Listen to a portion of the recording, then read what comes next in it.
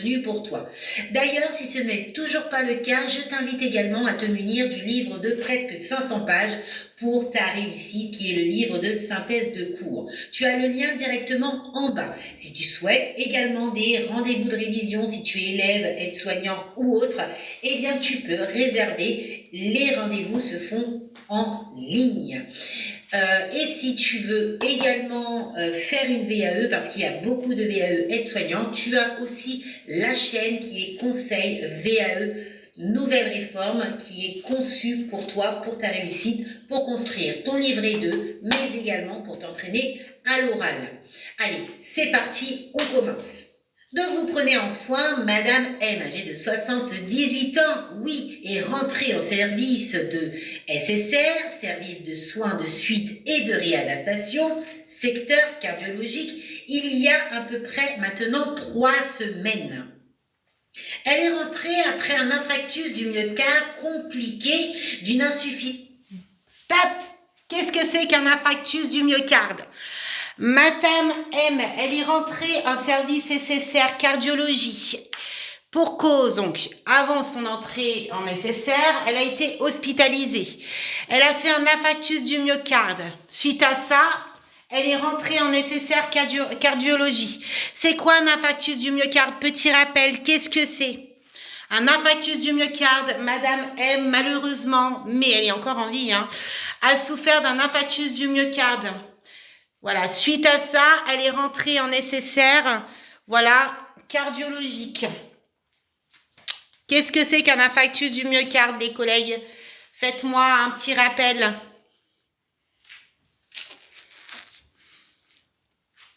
Oula, ça décroche, il n'y a que M qui sait. Un infarctus du myocarde, qu'est-ce que c'est selon vous?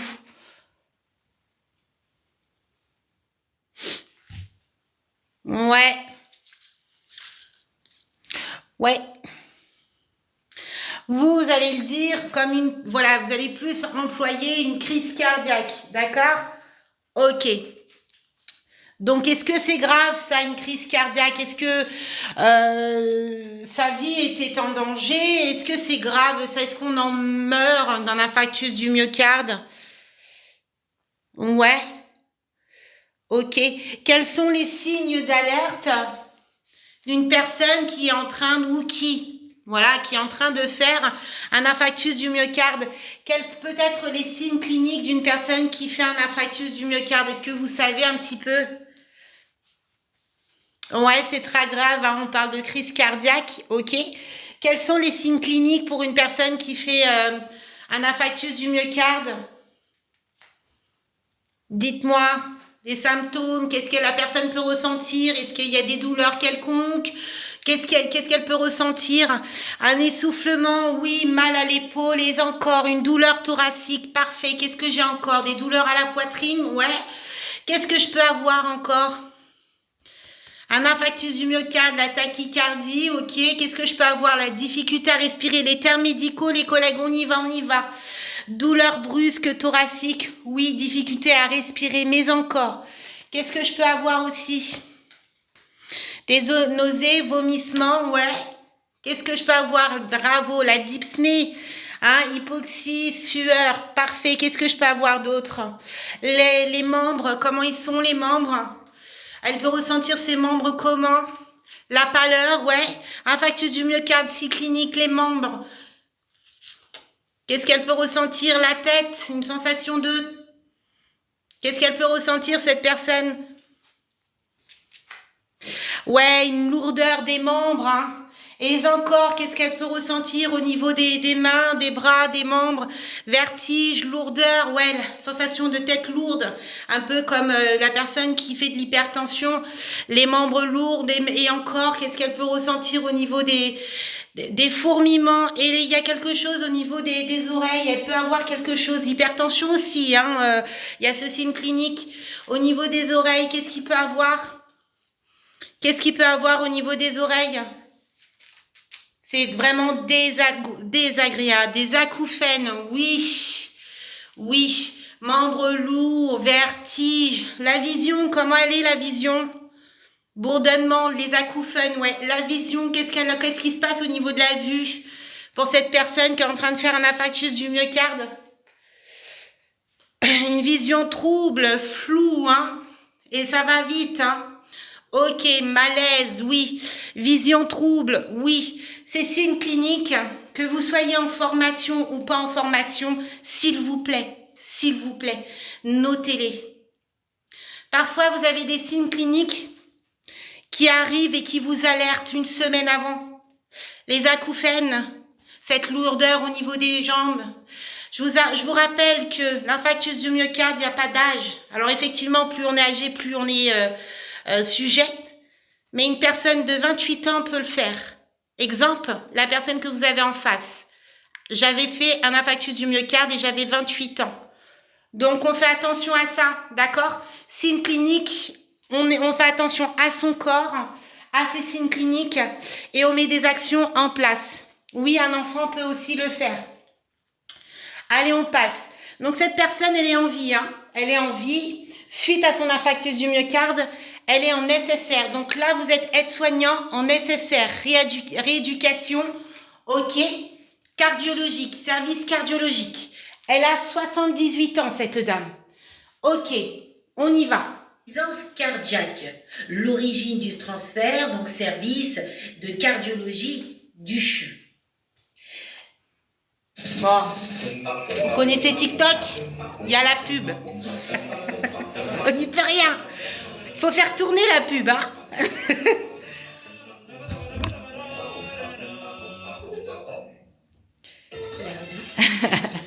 Attendez, on va tourner la pub. On va tourner la pub. Les situations médicales et dépendance. Voici ce qui a été diagnostiqué. L'infarctus du myocarde inférieur il y a un mois. Une insuffisance cardiaque modérée. Une hypertension artérielle qui celle-ci est déjà connue. Le diabète de type 2. Il est ancien mais en plus déséquilibré. Elle est en surpoids. L'arthrose des hanches, troubles anxieux post-événement cardiaque, peur de refaire un malaise. On étudie encore. On va avancer. Elle est en surpoids. On étudie ça. Donc l'infarctus du myocarde, on sait, c'est son antécédent, hein. D'accord? Il y a un mois, elle l'a fait aujourd'hui. Bon, elle est dans ce service. Elle souffre d'insuffisance cardiaque modérée. Ça veut dire quoi, insuffisance cardiaque, les collègues? Qu'est-ce que c'est qu'une insuffisance cardiaque? J'aurais dû mettre le téléphone de l'autre côté, mais c'est pas grave, je vais retourner, c'est de ma faute. Bonsoir tout le monde. Bonsoir, bonsoir. On travaille un cas pour ceux qui arrivent. Donc là, on est dans un service de rééducation cardiologique. On accueille Madame M qui est âgée de 68 ans. Elle est rentrée il y a 3 semaines dans ce service-là suite à un infarctus du myocarde. Donc là, on étudie un petit peu ses antécédents, pathologies et autres. Donc l'infarctus du myocarde, on a déjà vu ce que c'était, on a vu les signes cliniques. Bon, là, on travaille sur l'insuffisance cardiaque. Allez, je vous écoute.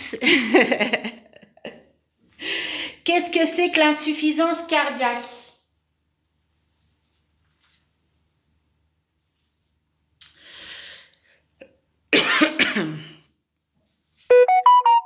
Alors, est-ce que c'est une maladie chronique? Est-ce que c'est une maladie aiguë? Ça concerne quel organe? Le cœur. Ok, parfait. Donc, qu'est-ce qui se passe au niveau du cœur? Il a du mal à pomper le sang. Donc, il y a un problème au niveau de l'oxygène. Ok, donc c'est une défaillance au niveau du cœur. Très bien. Très, très bien. Ok. Quelles sont les causes d'une insuffisance cardiaque? Ok. C'est une maladie du cœur, oui. Il y a une difficulté au niveau du pompage. Hein. Ok. Donc maintenant, la question est, quelles sont les causes principales? Alors, on va aller voir les causes, les principales causes d'une insuffisance cardiaque. Qu'est-ce qui pourrait provoquer une insuffisance cardiaque selon vous? J'en veux ici au moins 4. L'âge, les pathologies, quel type de pathologie, Loulou? L'insuffisance rénale, ouais, le surpoids. Très bien, tu as fait le lien directement sur l'infarctus du myocarde, mais encore, qu'est-ce qu'il pourrait avoir d'autre? L'hypertension artérielle, le diabète, parfait. Parfait. Donc effectivement, nous avions l'infarctus du myocarde qui peut être la cause d'une insuffisance cardiaque, mais vous avez aussi l'hypertension artérielle. Et d'ailleurs, si vous voyez bien l'hypertension artérielle, cette dame en souffre déjà. Mais aussi la cardiopathie valvulaire. Donc ça, c'est les valves qui sont abîmées. Je crois que j'ai mon schéma quelque part. La cardiopathie valvulaire, pardon, j'arrive pas à parler ce soir. La cardiopathie valvulaire, voilà, vous avez le cœur, et le cœur est composé de plusieurs valves, d'accord? Vous en avez 4. Donc vous avez la valve tricuspide, partie. Alors là, j'ai l'inverse, hein, là c'est l'effet miroir. Mon téléphone est face à moi, donc vous, ma droite c'est votre gauche et ma gauche c'est votre droite. Donc le côté gauche du cœur va loger la valve tricuspide. La partie droite, pardon, du cœur va loger la valve tricuspide. Ensuite, la partie gauche, la valve mitrale. Mais vous avez également la valve aortique côté gauche et côté droit, vous avez la valve pulmonaire. Donc, la cardiopathie valvulaire, c'est lorsque les valves sont défaillantes. D'accord? Alors, très bien, il y en a, ils ont fait le lien aussi avec le diabète qui pourrait être une cause de l'insuffisance cardiaque. Très, très bien. Mais vous avez aussi le trouble du rythme cardiaque également et plein d'autres. Mais c'est bien ceux que je voulais que vous citiez. Vous les avez donc cités. Très bien. L'iridité, oui, effectivement. Là, vous avez fait pour certains le lien avec les pathologies existantes et ça, c'est superbe l'analyse que vous avez faite. Ok, parfait. Cette dame souffre d'hypertension artérielle. Qu'est-ce que c'est que l'hypertension artérielle? Qu'est-ce que c'est que l'hypertension artérielle selon vous? Ouais, le trouble du rythme cardiaque aussi, c'est une cause. Qu'est-ce que c'est que l'hypertension artérielle selon vous?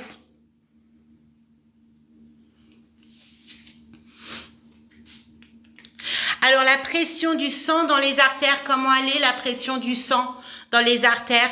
Effectivement, c'est lorsque la tension est trop élevée. D'accord?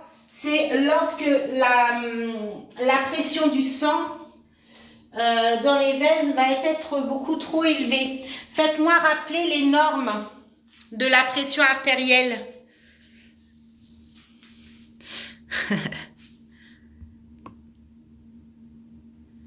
Ouais, c'est au-dessus de la norme. Quelle est la norme? Alors, vu que vous me parlez de norme, c'est quoi la norme de la pression artérielle? 12,9. Alors, quand vous mettez 12,9, ça ne me va pas. Il me faut des valeurs. Pour moi, c'est 0. 12,6, 14,8, pour moi, c'est 0. Il me faut des normes. Soit on me parle en millimètres de mercure, soit on me parle de centimètres de mercure. Mais si on met des chiffres comme ça, des nombres comme ça, c'est foutu. Vous n'allez pas avoir l'examen. Même si les nombres sont OK. Ludivine. 120, 80 mm de mercure à 140, 90 mm de mercure. OK. Donc ça, c'est la norme, voilà, standard, on va dire. Mais ça peut varier. Est-ce qu'une personne qui est en dessous de la norme, elle est automatiquement c'est automatiquement qu'elle est en hypotension. Est-ce qu'une personne, toute personne qui sont en dessous de la norme, en dessous de 120-80 mm de mercure, elle est automatiquement, peu importe le profil, en hypotension. Oui ou non? C'est ça. Non, pourquoi non? Pourquoi? Ouais, ça va dépendre de la personne. Ah oui, on va voir la norme habituelle de la personne. Ça va dépendre aussi de l'âge, des pathologies, parler des traitements. Ça va dépendre de plusieurs facteurs. Ok, donc une personne qui peut être en dessous de la norme ou au-dessus de la norme, eh bien on va se référer de sa norme habituelle, bien sûr, et on va regarder tout ce qui l'entoure. Pathologie existante, l'âge et autres. Donc on fait attention à ça, on ne reste pas buté sur des chiffres. Chaque personne est différente. Mais la norme est bien de 120-80 mm de mercure à 140-90 mm de mercure. Petit rappel, 120 c'est considéré la pression quoi?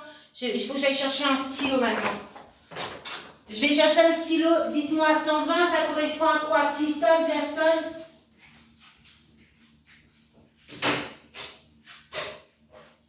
J'ai tout viré moi. J'ai viré tous mes stylos là. J'ai fait un grand ménage, tout est en haut dans le bureau, je ne pourrais pas vous faire grand chose. Ok, c'est pas grave. Mais comme vous êtes trop fort, vous allez y arriver. 120, c'est la pression systolique. Très bien. 80, c'est la pression quoi? Puisqu'on dit 120, 80 mm de mercure, 80, c'est quoi? Ouais, la pression diastolique. Très bien. Donc ça, en dessous de ça, ok. Très bien.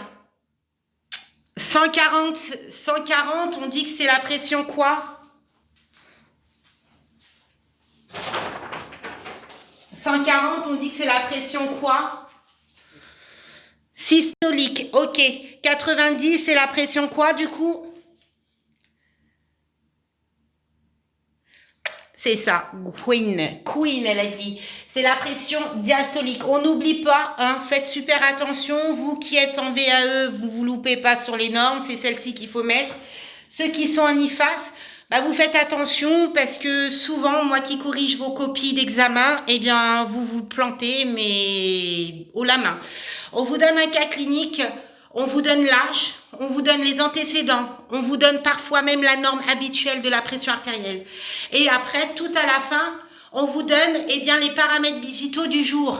Eh bien, quand vous avez tout au début la pression habituelle de madame est de 110-80 mm de mercure et que tout en bas, on vous dit que à ce jour, celle-ci est à 110-80 mm de mercure et que vous dites qu'elle est en hypotension, vous avez faux. Bah oui, c'est sa norme habituelle. Donc vous faites attention, petit piège, pour ceux qui ne lisent pas correctement l'examen. Le cas clinique. On fait attention à ça. Ok, donc la pression artérielle, c'est ok pour vous. Bon, celle-ci, elle souffre de diabète. J'arrive pas à parler aujourd'hui, je bégaye, je sais pas ce que j'ai. Elle souffre de diabète de type 2, cette dame. C'est quoi? Alors, c'est 120-80 mm de mercure à 140-90 mm de mercure. Cette dame est diabétique de type 2. C'est quoi le diabète? Qu'est-ce que c'est donc le diabète? Qu'est-ce que c'est que ça? Qu'est-ce que c'est que le diabète?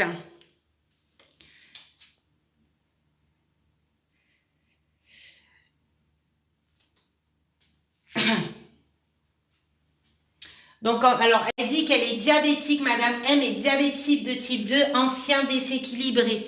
Donc, ça ne date pas d'aujourd'hui qu'elle est diabétique.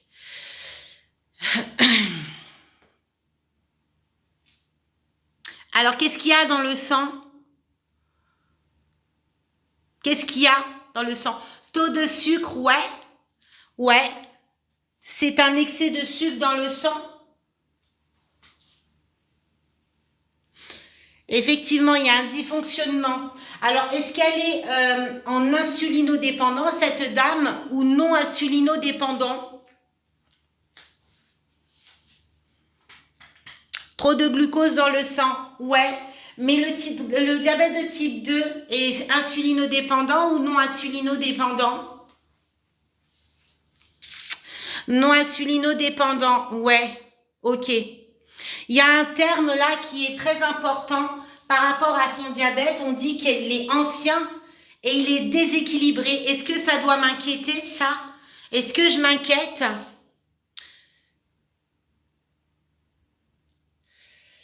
Le diabète de type 2, on dit qu'il est ancien et déséquilibré. Est-ce que c'est inquiétant? On me dit oui, non, oui, je surveille pas.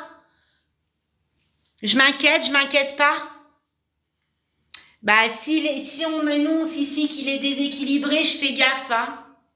Il y a forcément derrière un régime alimentaire qui a été mis en place, mais on va le voir après.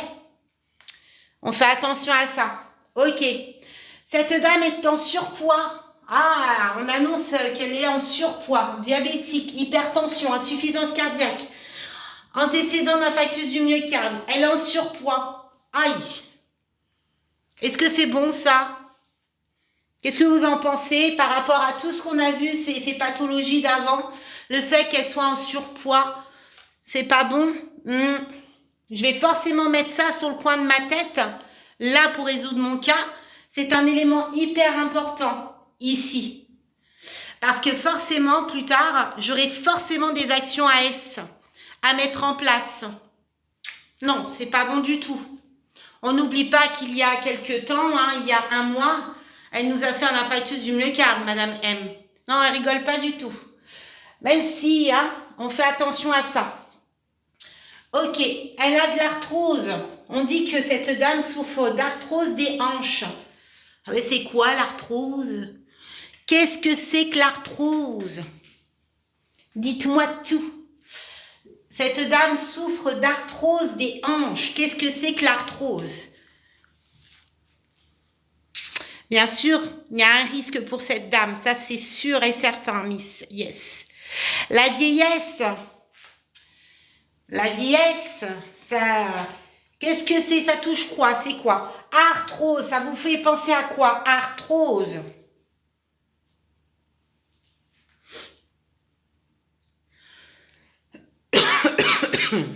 L'articulaire, musculaire.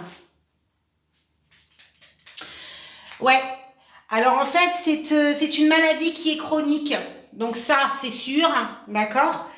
Et on dit qu'elle est dégénérative, hein, elle évolue, hein, c'est l'évolution des articulations. Donc ça va toucher les articulations. Donc c'est, en gros, ça va être une usure du cartilage, tout ça, et c'est extrêmement douloureux. Ouais, l'arthrose pour certaines personnes.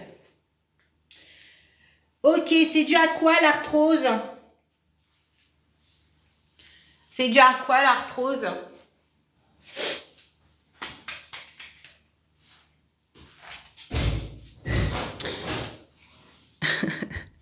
Je vois pas. Pas de traitement inflammatoire des articulations, oui.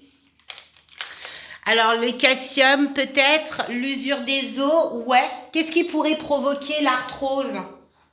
Merci Naya. L'âge, bravo. Le surpoids, très bien. Mais encore, manque de calcium, de vitamine D. Allez-y, trouvez-moi. Qu'est-ce qui pourrait provoquer l'arthrose? Alors on a l'âge, ça c'est bon, ça a été dit. On avait le surpoids, ça c'est bon, on l'a dit. Qu'est-ce qu'on peut aussi avoir?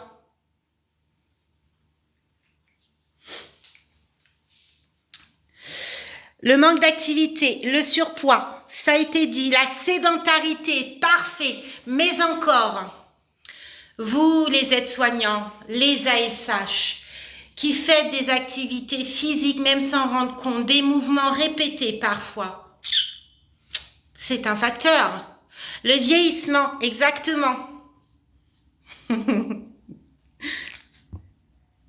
La sédentarité, le surpoids, manque d'affinité, un choc, processus du vieillissement, super. Il y a aussi les postures.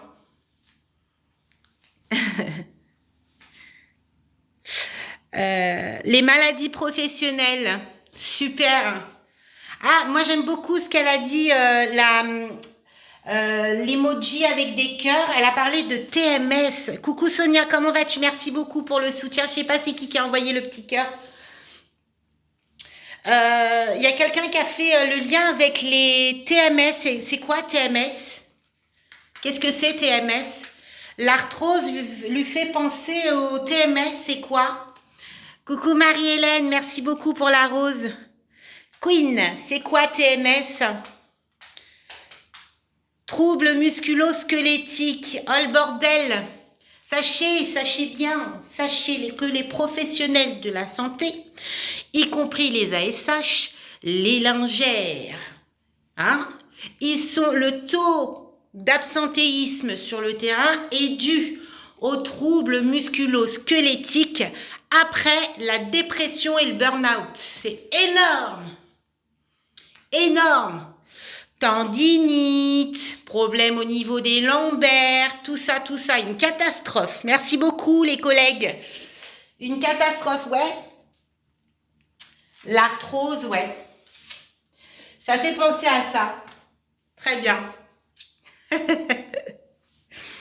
Cette dame, elle a pas mal de pathologies, hein. Elle a des troubles anxieux aussi. Quand on dit que la personne a des troubles anxieux, c'est quoi? Surcharge mécanique de l'articulation, ouais. Les surcharges, activité physique, tout ça, ouais. Je suis OK. Coucou Jonathan, esthétique. Cette dame, on dit qu'elle a des troubles anxieux, ça vous fait penser à quoi? Ouais, l'angoisse. Moi, quand je vois ça, quand vous allez voir votre cas, vous allez voir ce petit espace de pathologie, d'antécédents médicaux, tout de suite, ça va vous faire penser à certains traitements. Normalement, ça devrait rentrer les réflexes, si vous faites régulièrement des cas, au traitement, les effets secondaires des traitements. Moi, quand je vois ça, trouble anxieux, je pense à quoi comme traitement? Là, on n'a pas vu les traitements, mais quand je vois trouble anxieux, c'est comme si ça me sonnait là dans la tempe là. Ça me fait penser à quoi? Ça vous fait penser à quoi comme traitement? Ouais, des anxiolytiques. Par exemple, anxiolytique, parfait là. On m'a tapé sur les classifications médicamenteuses, j'aime beaucoup. Le Seresta. Ah, et le Seresta, vous l'entendez bien, celui-là, les anxiolytiques. Bah, moi, ça me fait penser direct, ça doit être automatique. Même vous, ça doit vous faire penser direct à ça. Vous connaissez la saucée après. Ok. Alors, cette dame souffre de post-événement cardiaque, la peur de refaire un malaise. Son infarctus du myocarde qu'elle a eu il y a 1 mois, ça l'a traumatisée. Aujourd'hui, elle en souffre, d'accord? Elle est angoissée. Et elle a qu'on dit un post-événementiel cardiaque. Donc, la peur de refaire un malaise. Donc là, on va nous mettre de la sauce. Là, on va nous mettre quelque chose de coriace. Là. Allez, on écoute la suite du cas. L'arthrose des hanches, trouble anxieux post-événement cardiaque, peur de refaire un malaise. Au niveau des traitements, eh bien, les traitements, elle en a beaucoup. Elle a du bêta-bloquant, diurétique, anti-agrégant plaquettaire, anti-diabétique oral. Elle a également du paracétamol si besoin. Elle a des anxiolytiques légers. Un régime alimentaire a été décidé, hyposodé, pauvre en sucre rapide. Ce qui est très important à stipuler. Hop, on s'arrête là parce qu'après, c'est les dépendances. Ah bah, vous avez vu tout à l'heure, on a travaillé les pathologies. Tatati tatata. Bah, on a un petit peu imaginé ce qu'on allait voir juste après. Eh bien, on est dedans. Donc, on va faire le lien avec ces traitements-là. On va faire les liens avec ces pathologies, si vous vous en souvenez. On n'oublie pas, antécédent de infarctus du myocarde, diabétique de type 2. On avait aussi une insuffisance cardiaque pour cette dame. Donc, elle est anxieuse, trouble anxieux. Elle a pas mal de pathologies. Par rapport à de l'arthrose, à pas oublier, par rapport à ces pathologies, on va faire le lien avec les traitements. Mais Louise, moi je suis aide-soignante, je suis pas infirmière, on va vous le mettre. Vous me le dites pas celle-là. À chaque fois que je viens vous voir en IFAS, mais c'est trop, nous on n'est pas médecin, on n'est pas infirmier. Aujourd'hui, vous donnez les traitements. Ce qui veut dire que vous êtes obligé de connaître ce que vous donnez. Pourquoi? Parce que vous surveillez les effets secondaires des traitements. Vous êtes responsable. Alors maintenant, Vous n'allez pas apprendre le nom des traitements, non, là je suis d'accord. La classification médicamenteuse est importante, c'est ça que vous devez apprendre. Bêta-bloquant, ça doit rentrer. Diurétique, ça doit rentrer. Anti-agrégant plaquettaire, absolument. Vous avez aussi le paracétamol. On va voir les paliers, tout ça, machin, on va se les faire. Les anxiolytiques, obligatoire. Les classifications médicamenteuses, il faut que ça rentre et ça ne sort plus jamais tout au long de votre carrière. Ça rentre, ça ne sort plus. J'apprends, j'observe et je passe à l'action. Obligatoire. Si vous voulez prendre un rendez-vous de révision, c'est directement sur mon lien, directement sur mon profil. Donc on commence par le premier. On va à piano. Il y en a, ils sont déjà sur les anxiolytiques. Moi, j'avance pas à pas. Merci beaucoup, Vivi. Bêta-bloquant. C'est pour traiter quoi le bêta-bloquant? On n'oublie pas antécédent de infarctus du myocarde, insuffisance cardiaque, diabétique, surpoids, troubles anxieux, arthrose. Bêta-bloquant, c'est pourquoi? Allez, dites-moi tout. Bêta-bloquant, c'est pourquoi? Allez, il n'y a qu'une personne qui réagit. Dites ce que vous avez en tête. Il n'y a pas de jugement. Voilà, vous êtes là pour apprendre. Ceux qui se moquent ou ceux qui s'excitent, ils partiront rapidement. Moi, je les enlève, ne vous inquiétez pas. Et ça arrive rarement. Ok. Bêta-bloquant, fluidifier le sang. Ok. Pourquoi on fluidifie le sang dans ce cas-là? Par rapport à quelle pathologie? Qu'est-ce qui se passe? Pourquoi ce bêta-bloquant pour cette dame?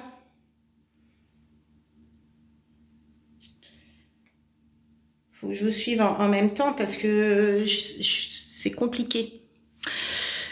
Ok, pour éviter les caillots de sang, ouais. Elle souffre de quoi? Très bien, d'infarctus de hypertension artérielle. Cette dame souffre d'hypertension artérielle. On peut faire le lien avec ce bêta-bloquant. Ouais.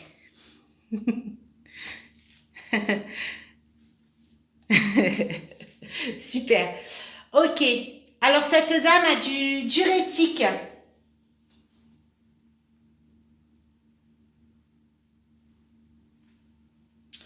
Cette dame a du diurétique. Après, on fait les effets seconds. Hein.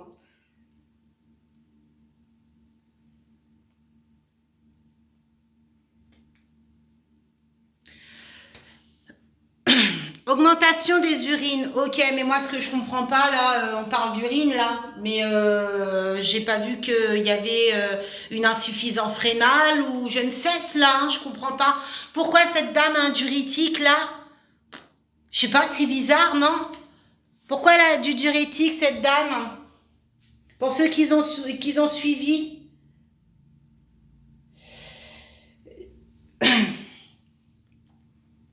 L'insuffisance cardiaque. Ah oui, mais alors pourquoi on donne des diurétiques pour des personnes qui ont une insuffisance cardiaque?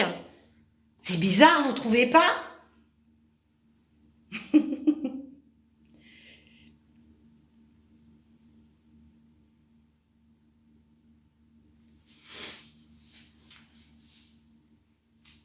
Ah, il y a un truc qu'il ne faut pas que vous oubliez. Les diurétiques sont, oui, pour les personnes souffrant d'insuffisance rénale, mais également pour des personnes au niveau cardiaque. Pourquoi? N'oubliez pas que le rein filtre le sang, mais il a un rôle essentiel par rapport à la pression artérielle. Eh oui, le rein filtre le sang, mais il a un pouvoir sur la régulation de la pression artérielle. On fait attention à ça. On va s'arrêter sur le diurétique. On viendra sur le bêta-bloquant après. Parce que je pense que je l'oublierai. Le diurétique, ici, va permettre de réguler. Ok. Cette personne est, voilà, hypertension, tout ça, insuffisance cardiaque. Ok. Il y a un risque pour cette dame parce qu'elle est en diurétique. Elle a du diurétique. Celui-ci a un rôle concernant la pression artérielle de cette dame qui est en hypertension. Mais il y a un effet secondaire sur la prise de ce diurétique. Est-ce que vous le connaissez, celui-ci? Il y a un risque aussi pour cette dame qui est sous prise de diurétique. Ça va baisser la pression artérielle, mais attention, qu'est-ce que ça peut faire pour cette dame, le diurétique? Ouais, il n'y a qu'une personne qui l'a dit, je veux plusieurs. Je veux plusieurs personnes. Le diurétique va permettre de diminuer sa pression artérielle. Elle souffre d'hypertension, voilà, ok. Donc ça va permettre de diminuer. Mais il y a un risque pour cette dame. Quel est son risque? Chute rapide. Alors on dit comment, Ludivine? C'est ça, hypotension. On fait attention parce que la personne qui est sous diurétique, eh bien, qui est en hypertension, ouais, ça peut descendre, pas de souci. Mais elle peut être en hypotension. Alors, il y a un autre effet secondaire qui est hyper chaud patate. Et vous le dites bien, la déshydratation. Diurétique, déshydratation. Ça, on s'en souvient de ça. C'est balèze, le diurétique. C'est pas fait pour les personnes qui ont une insuffisance rénale. On fait attention à ça parce que souvent, oh oui, mais je comprends pas. Non, tout a un lien. N'oubliez pas que nos organes fonctionnent et fusionnent entre eux. S'il y en a un qui va mal, il y en a peut-être aussi d'autres qui vont mal. Donc, il y aura des effets aussi sur certains. Donc, on fait attention parce que les effets secondaires peuvent toucher un organe ou un autre.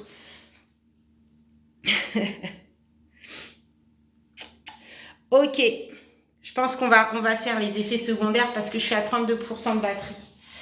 Ok, on reste sur le diurétique, on revient sur le bêta-bloquant. Diurétique, on a dit déshydratation. On a dit également hypotension. Qu'est-ce que je peux avoir? Alors, je remonte un peu. Déshydratation, ok. Interaction médicamenteuse, ouais. Qu'est-ce que je peux avoir d'autre au niveau des effets secondaires par rapport au diurétique? C'est tout, il n'y a que ça. Il n'y a que ça. Moi, j'en veux des effets secondaires parce que moi, je veux mettre des actions en place. C'est ça qui nous mettra des actions en place. Augmentation de la créatinine. Ouais. Bonsoir, Épave, comment vas-tu?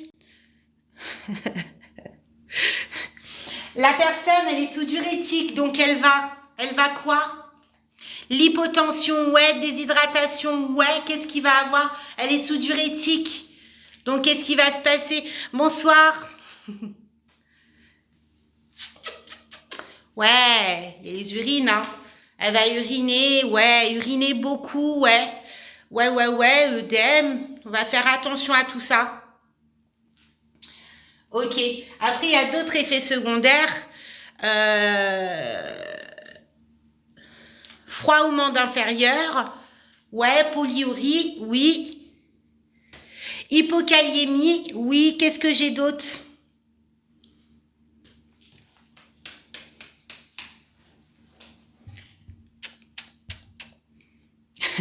L'asthénie, nanana, les plus basiques. Alors, au niveau des effets secondaires, bien souvent, vous avez tout le temps les mêmes. Donc, les basiques, ils reviennent souvent. Mais il y en a, ils ont des particularités comme celui-ci. Donc, celui-ci, au niveau de ses particularités. Mais moi, je ne sais pas ce que tu touches, moi. Au niveau de ses particularités. Si vos muscles sont courbaturés. Bah, lui aussi, il est courbaturé.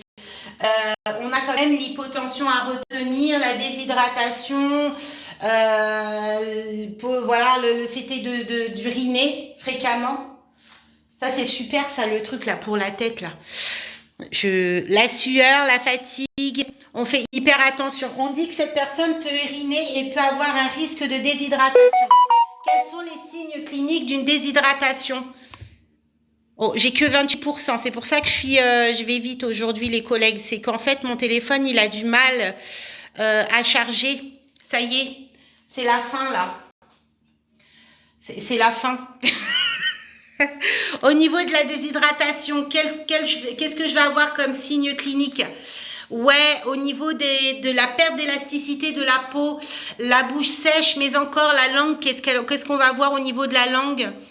La bouche sèche, oui, les plis, la perte d'élasticité de la peau, la langue, ouais, rôtie, blanchâtre, ouais, la bouche sèche. Mais qu'est-ce que je peux avoir aussi? La sueur, l'asthénie, langue rôtie, oui. Fatigue, alors moi j'aime pas quand vous mettez fatigue. Langue, choisissez fatigue intense, asthénie, choisissez des termes médicaux. Urine foncée, ouais, ouais. Asthénie, ouais. Sécheresse buccale, ouais. La personne aussi, lors d'une déshydratation, on est en plein Sahara, elle n'a pas bu pendant je ne sais quoi, qu'est-ce qui va se passer? Qu'est-ce que... Hein, alors ça, là, j'imagine une situation dans les films, mais il n'y a pas besoin d'être dans une situation dans les films pour voir ces signes cliniques. Très bien, des hallucinations, vertiges, très très bien, désorientation, et dans les plus graves cas encore, on peut pousser le bouchon encore un peu plus, hallucination, qu'est-ce que je peux avoir d'autre aussi? Chute, salut, anurie, qu'est-ce que je peux avoir d'autre? Malaise, oui, agitation, oui, troubles psychiques, ouais, voilà. La déshydratation, les signes cliniques, prenez l'habitude pour chaque traitement, au moins vous les aides-soignants, 5 surveillances signes cliniques, 5 rôles aides-soignants, ça vous prenez l'habitude. Agitation, on peut le mettre aussi dedans.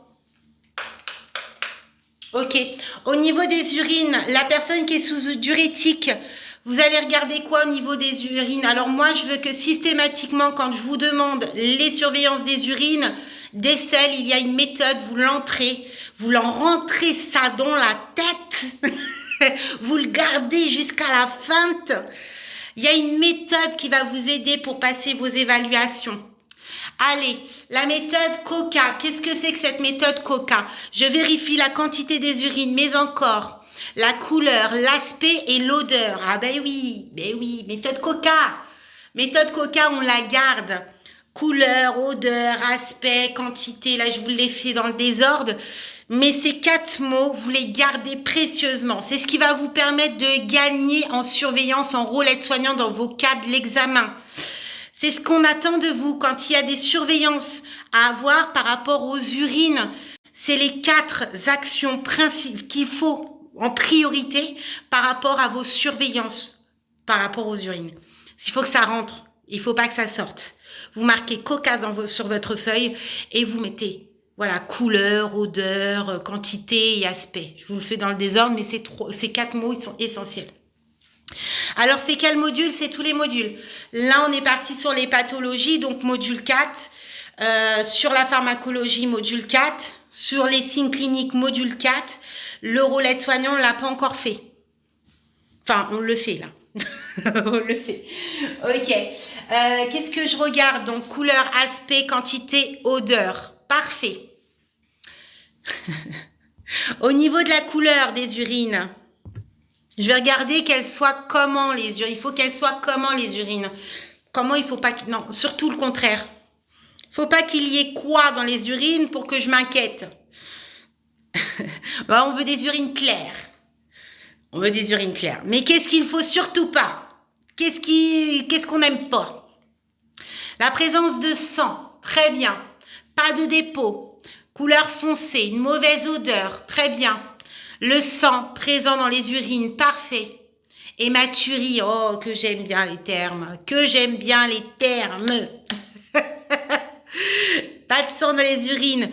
Oui, on fait attention à la couleur. Donc, la couleur, quand je dis couleur, là, vous allez plus profond. Donc, pas de sang, pas une couleur, foncée, verdâtre. Voilà, je triche. Pourquoi? Il ne faut pas tricher. Purulente, l'aspect, très très bien. Ouais, c'est très formateur. Pas trouble, oui. Pourquoi c'est important de vérifier les urines là? Pourquoi c'est important de vérifier les urines? Merci beaucoup, Vivi.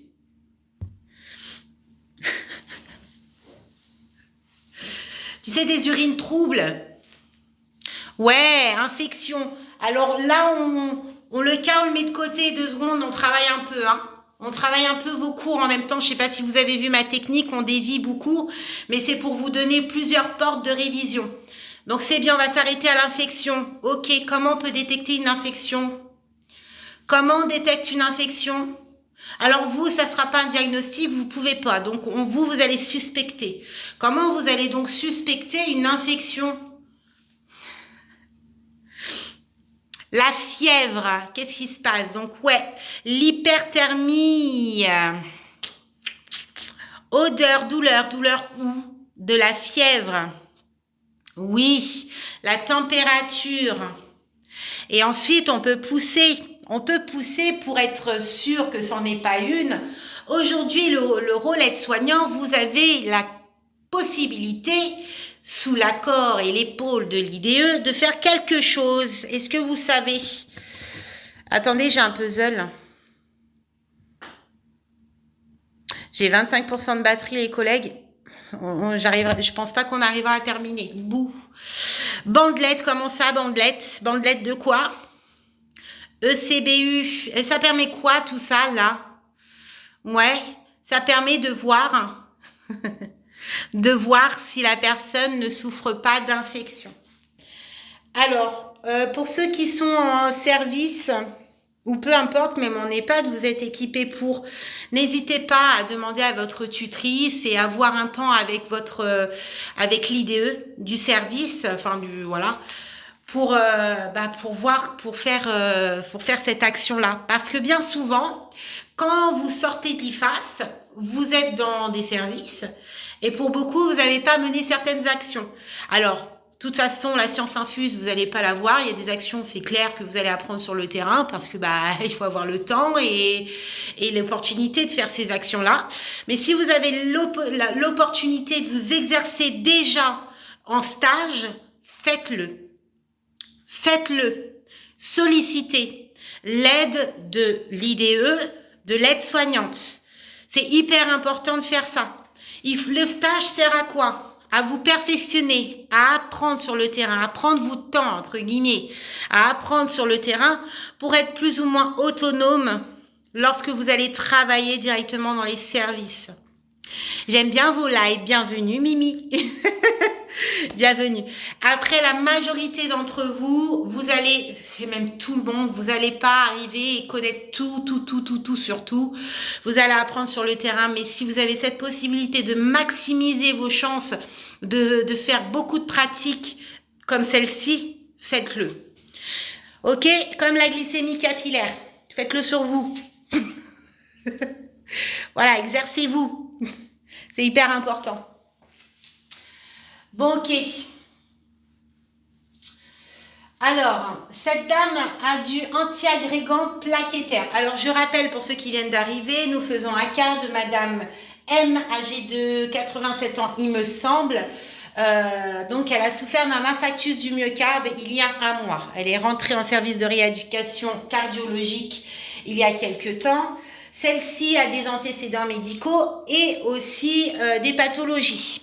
Donc, à part l'infarctus du myocarde, cette personne souffre d'insuffisance cardiaque, d'hypertension artérielle, d'arthrose, elle est anxieuse, trouble anxieux.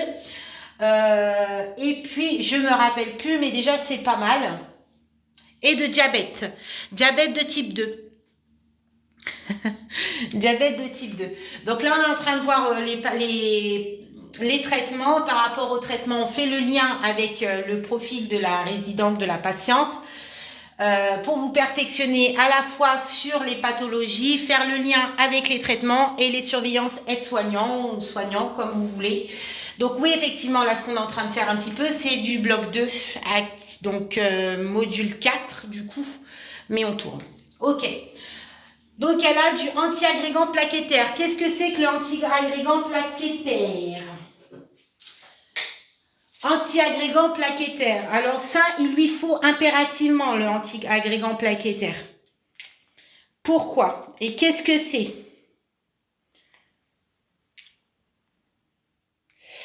Alors, il faut que j'envoie un message.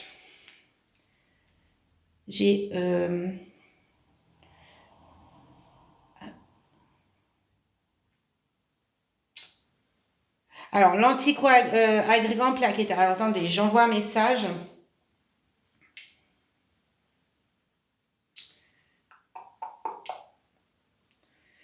Donc, le anti-agrégant est hyper important pour elle. Hein. C'est hyper vital, quoi. Pour éviter les thromboses, oui, fluidifier le sang par rapport à son infarctus du myocarde. Effectivement, tu as fait le lien avec son infarctus du myocarde. C'est très important pour éviter les récidives. Elle a fait un infarctus du myocarde, cette dame. Anti-agrégant plaquettaire, oui. Vous le connaissez, hein, celui-là, hein, de toute façon, hein, le cardiagique.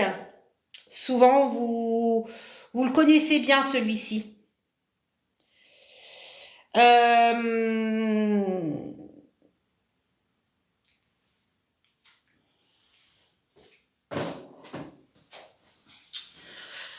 Ça se voit que ça va être la rentrée pour moi. Demain, ça va être chaud. Oui, pour fluidifier le sang. On n'oublie pas que c'est un lien avec son infarctus du myocarde. On va éviter la récidive. Hein, ça peut aller très, très vite. Oui, effectivement. Bon. Il y a des effets secondaires par rapport à ce anti-agrégant plaquettaire. Est-ce que vous les connaissez? Phlébite, pour éviter les thrombus anticoagulants.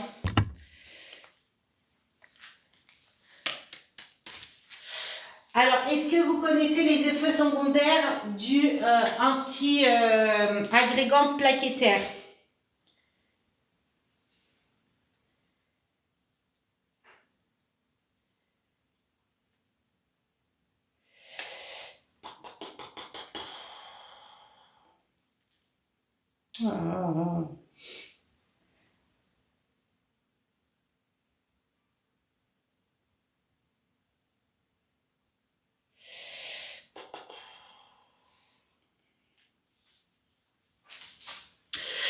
Alors, saignement, oui, ecchymose. Au niveau digestif, qu'est-ce qu'on peut avoir aussi? Gingivorragie, parfait. Hémorragie, épistaxie, oui. Hémorragie, très très bien. Très très bien. Donc, là, il y a une question hyper importante là, puisque on me pose la question, c'est quoi la différence entre le bêta-bloquant qui lui va ralentir le rythme cardiaque et va diminuer la pression artérielle, et le anti-agrégant plaquettaire. Lui, l'anticoagulant plaquettaire va avoir un effet sur les plaquettes. Donc, il va empêcher les plaquettes de s'agglutiner, en fait. C'est comme ça qu'on dit s'agglutiner. S'agglutiner, je ne sais pas si on le dit comme ça. En gros, lui, il va éviter les formations de caillots. Je ne sais pas si vous voyez la différence entre les deux. Bêta-bloquant va jouer un rôle sur le rythme cardiaque, la pression artérielle. L'anti-agrégant plaquettaire, lui, va avoir un rôle au niveau des plaquettes. Voilà. La formation des caillots. La rectorragie, oui. Troubles digestifs, oui, effectivement, sur l'effet secondaire des anti-agrégants plaquettaires, on va avoir des troubles digestifs. Parfait.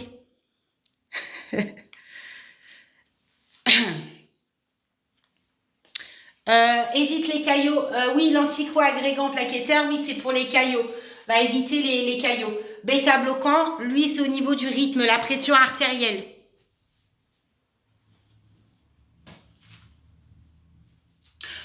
Ouais, elle permet de fluidifier le sang.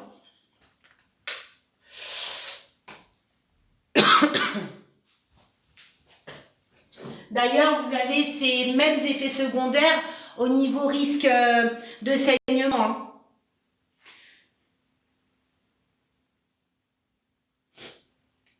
En gros, l'anticoagrégant plaquettaire, lui, va agir sur la circulation sanguine. Donc, voilà, il va avoir un rôle de fluidifier le sang. Et le bêta-bloquant, lui, va avoir un rôle sur le cœur. Sur le cœur et les vaisseaux, pardon.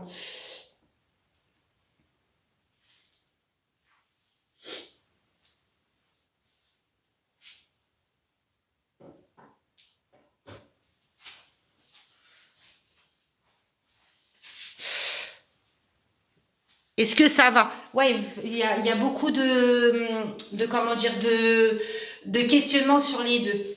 En fait, dans ta tête, tu te dis, bêta bloquant, diminue le rythme cardiaque, risque d'hypotension. Voilà, ça a à voir avec le cœur, les vaisseaux. L'anticoagulant plaquettaire, lui, c'est les plaquettes. La formation de caillots va fluidifier le sang. Je sais pas si c'est OK au niveau de comment j'ai exprimé. Je sais pas si c'est...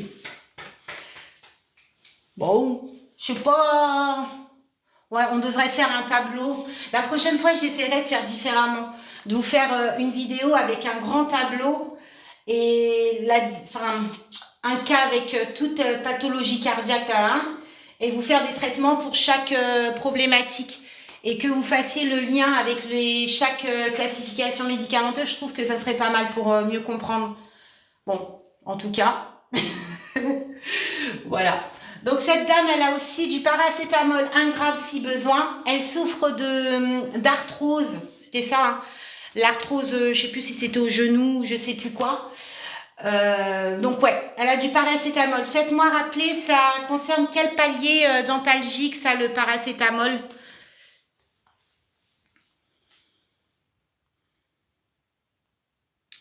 Ok, palier 1, effectivement, donc on dit que c'est une douleur comment, le paracétamol, c'est pour quelle douleur? Le paracétamol est destiné pour quel type de douleur? Je vais devoir faire un live demain, hein. C'est pas possible, on n'aura pas le temps de finir le live. Exactement, c'est pour la douleur légère, voire modérée. Ok, palier 2, on dit que c'est des douleurs comment? Palier 2, c'est douleurs comment on dit? Palier 2, donc palier 1, douleur légère à modérée. Palier 2,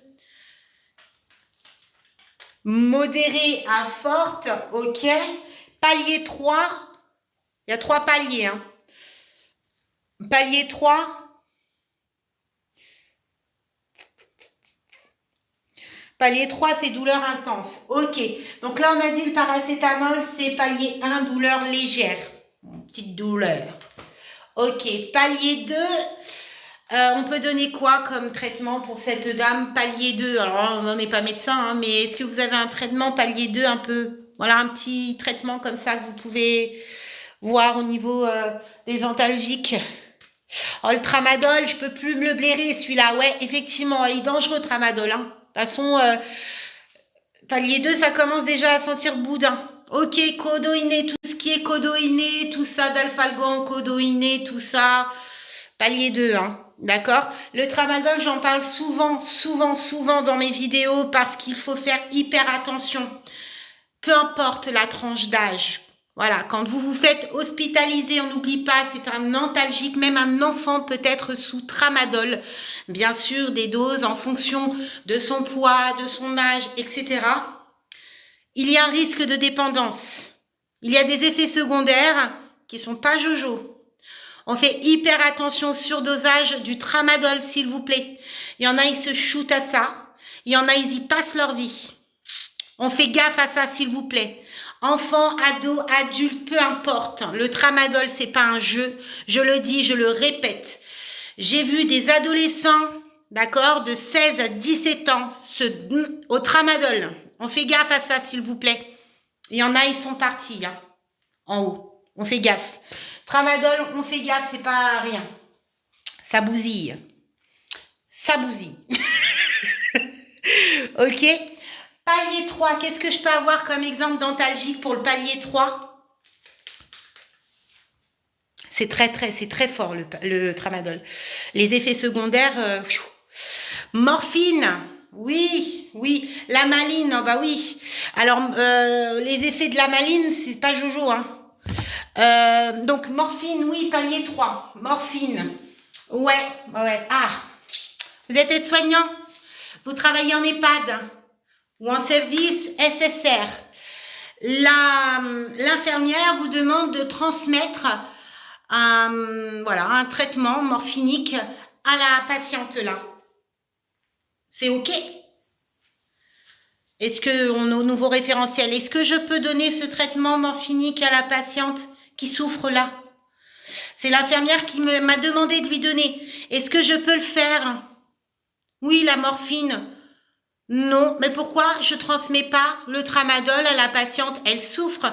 C'est considéré comme un antalgique, c'est un traitement. Depuis le nouveau référentiel, on dit que les aides-soignantes peuvent transmettre des traitements sous condition. Pourquoi je peux pas donner de la morphine? C'est le rôle de l'IDE. Pourquoi? Palier 3, c'est considéré comme un stup. On est d'accord? On ne touche pas. Patch, on ne touche pas. Stup, comprimé, péroste, on ne touche pas. On ne transmet pas. Palier 3, on ne transmet pas. Stup, on ne transmet pas. Oui, que les traitements habituels légers. Bah, morphine, ça peut être habituel, mais c'est pas à vous de le transmettre. Cette dame a un patch de morphine. L'infirmière vous demande, lors du soin, de lui enlever et de jeter le patch de morphine placé sur sa peau. Est-ce que je peux l'enlever? Je suis aide-soignante. Est-ce que je peux enlever le patch de morphine? Ça y est, il est plus... L'infirmière te dit, oh non, il n'y a aucun risque. Est-ce que vous pouvez lui enlever? Ah, c'est mitigé, hein? Ah bah écoutez, on va faire un sondage. On va faire un sondage. Un petit sondage rapide. Alors, aide-soignant peut enlever un patch de morphine. Oui, le bonhomme qui rit, qui sourit. Non, le bonhomme qui pleure. Est-ce que l'aide-soignant peut enlever un patch de morphine? Oui, le bonhomme qui sourit. Non, le bonhomme qui pleure. Est-ce que l'aide-soignant peut enlever un patch de morphine? Oui, le bonhomme qui sourit. Non, le bonhomme qui pleure. Est-ce que l'aide-soignant peut enlever un patch de morphine? Oui, le bonhomme qui sourit. Non, le bonhomme qui pleure. Est-ce que l'aide-soignant peut enlever un patch de morphine? Oui, le bonhomme qui sourit. Non, le bonhomme qui pleure. Est-ce que l'aide-soignant peut enlever un patch de morphine? Oui, le bonhomme qui sourit. Non, le bonhomme qui pleure. Est-ce qu'un aide-soignant peut enlever un patch de morphine? Oui, le bonhomme qui sourit. Non, le bonhomme qui pleure. Est-ce que je peux enlever un patch de morphine en étant aide-soignant? Oui, le bonhomme qui sourit. Non, le bonhomme qui pleure. Est-ce que je peux enlever un patch de morphine? Oui, le bonhomme qui sourit. Non, le bonhomme qui pleure. Je suis aide-soignant, est-ce que je peux enlever un patch de morphine? Oui, le bonhomme qui sourit. Non, le bonhomme qui pleure. La majorité d'entre vous ont dit non, mais il y a beaucoup quand même pour moi qui ont dit oui. Pourquoi vous dites oui? Pour ceux qui ont dit oui, n'ayez pas honte. Pourquoi vous dites oui? Pourquoi je peux enlever le patch de morphine? Je te dirai, Fatia. Alors, vous ne pouvez pas. Un patch de morphine, vous ne pouvez pas l'enlever comme vous ne pouvez pas le mettre. Le patch de morphine, même si on vous dit il n'y a plus aucune efficacité, si. Quand vous allez enlever le patch de morphine, la morphine est toujours sur le patch. Vous le touchez. Et quand bien même, c'est considéré comme quoi? On ne touche pas au patch de morphine. C'est pas à vous de l'enlever, c'est l'IDE qui va l'enlever. On fait attention, on a beaucoup qui jouent comme ça, oh, ben je l'enlève, les doigts, et puis bah c'est shooté quoi. Mais c'est normal. Considéré comme stup, on touche pas. Alors, évitez de prendre l'habitude, je fais parce que, voilà. À un moment donné, quand vous faites une action, c'est pas pour vous juger que je dis ça. Essayez de comprendre pourquoi vous faites cette action. Est-ce qu'il y a un risque pour la personne, mais surtout, est-ce que j'ai un risque pour moi-même? C'est de la morphine.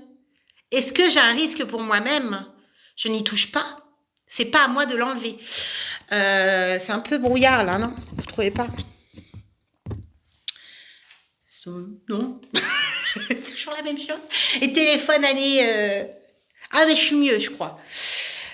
Non, vous ne touchez pas au patch, vous ne touchez pas au patch, c'est l'IDE qui s'occupe du patch, elle va mettre le patch, elle va enlever le patch, l'aide-soignant ne touche pas, c'est considéré comme un stup, il y a un danger pour vous, votre santé.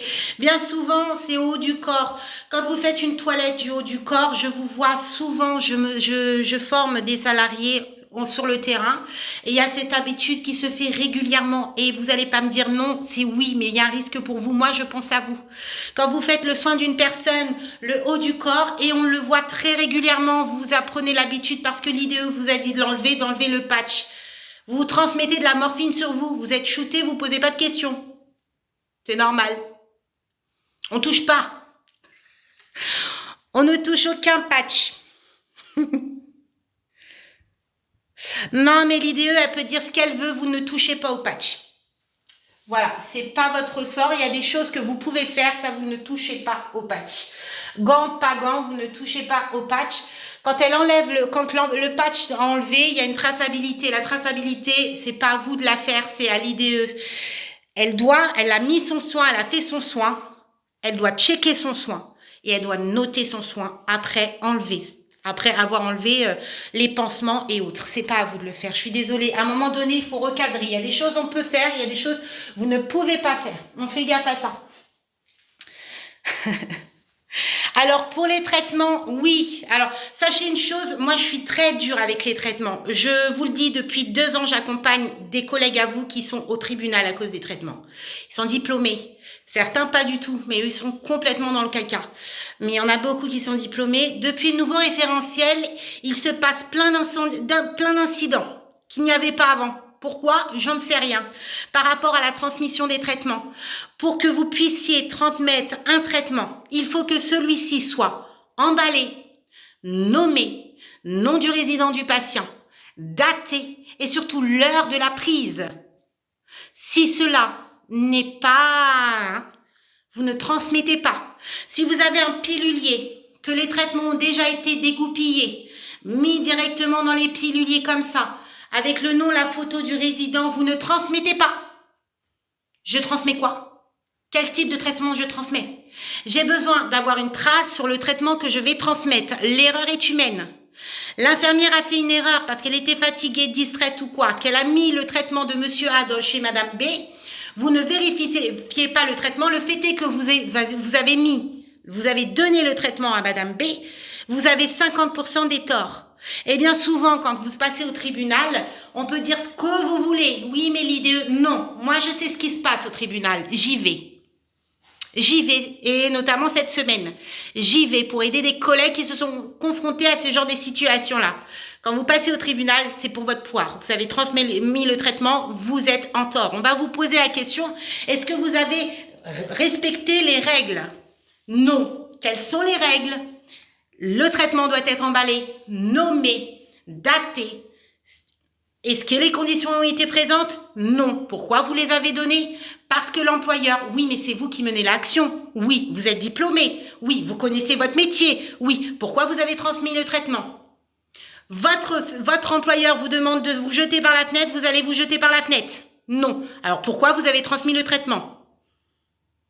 Faites attention, s'il vous plaît, à ça. S'il vous plaît. L'IDE ok, cadre de santé ok, l'employeur ok. Vous connaissez votre métier, vous connaissez vos droits, vous connaissez vos risques, vous en êtes responsable. Point final. Voilà, on fait attention à ça. Et n'oubliez pas que l'IDE, c'est un être humain, comme tout le monde. Quand il fait les piluliers, eh bien, il peut faire des erreurs, comme tout le monde. N'oubliez pas, vous aussi, quand vous transmettez les traitements, vous pouvez faire des erreurs, comme tout le monde. C'est d'ailleurs pour ça que vous apprenez la pharmacologie, les effets secondaires, parce que justement, vous allez être très vigilant. Non, tu ne peux pas enlever le patch. Alors, quand vous travaillez de nuit, il faut que les conditions soient présentes. Et pour cela, c'est à vous aussi de parler au patron et de dire, voilà, moi, je suis habilitée à transmettre des traitements, mais sous telle et telle condition. Si c'est mis comme ça dans les piluliers, je suis désolée, je ne transmets pas. Je suis censée vérifier les effets secondaires des traitements, mais je ne les connais pas. Donc, je ne peux pas donner les traitements dans ces conditions-là. C'est la responsabilité de chacun. On parle de responsabilité juridique. On fait gaffe.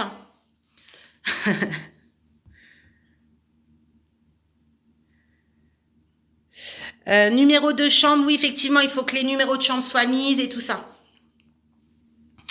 L'IDEO doit s'assurer soit Oui, l'IDE doit s'assurer que tout soit OK, mais vous aussi, vous devez vous assurer que tout soit OK. Parce que l'erreur, comme j'ai dit tout à l'heure, elle est humaine. Donc, quand vous transmettez les traitements, vous devez savoir qu'est-ce que vous transmettez. Alors, à quoi bon apprendre les classifications médicamenteuses des effets secondaires si vous ne vérifiez pas les traitements?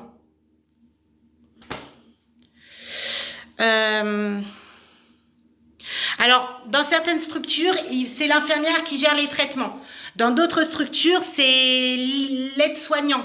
Par exemple, en EHPAD, l'infirmière quitte plus tard. Plus tôt, c'est ça. Elle quitte plus tôt. Du coup, c'est l'aide-soignant qui fait la ronde des traitements. Mais il faut que les conditions soient présentes. Eh oui, sinon c'est catastrophique. À bientôt, Neva. Bisous. On fait attention, hein. Je sais que ça c'est un sujet un peu délicat, mais si je vous le plante pas, Sarah, après je sais que ça a fait râler beaucoup. Bah moi je suis désolée, moi je vous vois, je connais des collègues à moi, ça me fait beaucoup de peine. Aujourd'hui ils peuvent plus exercer pendant une durée de 5 ans. J'ai des collègues à moi aujourd'hui, ils sont dépités, ils peuvent plus travailler au sein des établissements de santé pendant une durée de 5 ans. Parce qu'ils ont mené des erreurs et pourtant ils ont travaillé pendant 15 ans dans la boîte, mais là il s'est passé quelque chose qui n'est pas vigilance, problème, voilà, plus des pots de plainte. Et faites attention. Quand on voit pas le danger, quand on voit pas une situation telle que moi je la vois, quand on voit pas cette situation, quand vous êtes face à vos responsabilités, bien sûr vous prenez tout à la légère. Bah oui, il n'y a jamais rien eu, moi il m'est jamais rien arrivé, mais le jour où il vous arrive quelque chose, croyez-moi, vous tombez de haut. Et ça fait mal. Et ça fait très très mal. Bon, ok. Traitement, on a fait les antalgiques, palier 1, palier 2, palier 3. Ok. Je crois qu'on va devoir faire un autre live. On va devoir faire un autre live parce qu'on n'a pas fini le cas. On a travaillé sur les pathologies et la pharmacologie. Bah, il nous manque la résolution du cas parce qu'il y a les dépendances derrière. Il y a les dépendances derrière. Alors demain j'ai un déplacement. Je pense quand même le soir, demain soir, je serai connectée, je ferai un live pour faire la suite du cas. Parce que cette dame, bon, on dit qu'elle est dépendante, il y a pas mal de petites choses à voir. Là, c'est vrai qu'on a travaillé directement le module 4. Bon, ça fait de l'avance pour certaines personnes. Et puis demain, on verra un peu plus. Merci beaucoup.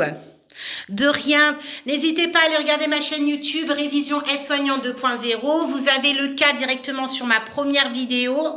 Je pense quand même que je vais faire une autre vidéo pour vous donner la correction de ce cas sur ma chaîne YouTube ce soir si j'ai le temps. Vous avez deux chaînes YouTube. Vous avez la chaîne YouTube Révision Aide-Soignante 2.0, c'est pour tous les élèves en IFAS. Et vous avez la deuxième chaîne YouTube qui concerne les VAE aides-soignants. C'est pour la conception de votre dossier et l'entraînement à l'oral. Donc, on vient juste de commencer cette chaîne-là. On y reprend. On essaye de poster une fois par jour des contenus. En fait, c'est pour vous. Hein, c'est pour votre réussite. Ouais, je pense être connectée demain soir. Si je suis connectée, ça sera vers les coups de 20h30. Voilà, il faut me laisser le temps de rentrer. Les enfants, les devoirs, la popote, le manger. Vous connaissez, hein. Alors, la chaîne YouTube, c'est Conseil VAE. Pour les VAE, c'est Conseil VAE, aide-soignant, nouvelle réforme.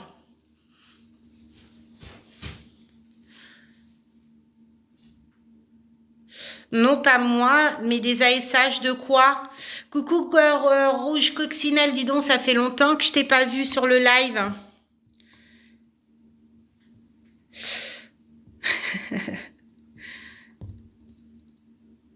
Oui.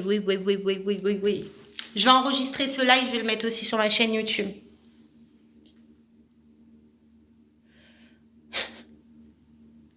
Au plaisir les collègues. Bon, vous pouvez déjà y travailler. Hein. Cette dame, donc elle est diabétique, tout ça, elle est dépendante GIR4, elle a une autonomie partielle, se déplace avec un déambulateur, mais elle se fatigue très rapidement. On dit aussi qu'elle a une aide partielle à la toilette, au lavabo. Elle nécessite une toilette intime d'eau et d'eau. Une aide pour aussi enfiler les bas de contention. Donc là, il n'y avait pas marqué tout à l'heure au niveau des traitements, mais elle a quand même des bas de contention qui est prescrite. Se déplace sur courte distance avec une aide ou surveillance. Une alimentation seule, mais une surveillance car dyspnée à l'effort. Fatigue marquée en fin de journée. Donc il y a pas mal de choses et il est intéressant ce cas. Il a pas mal de choses à travailler.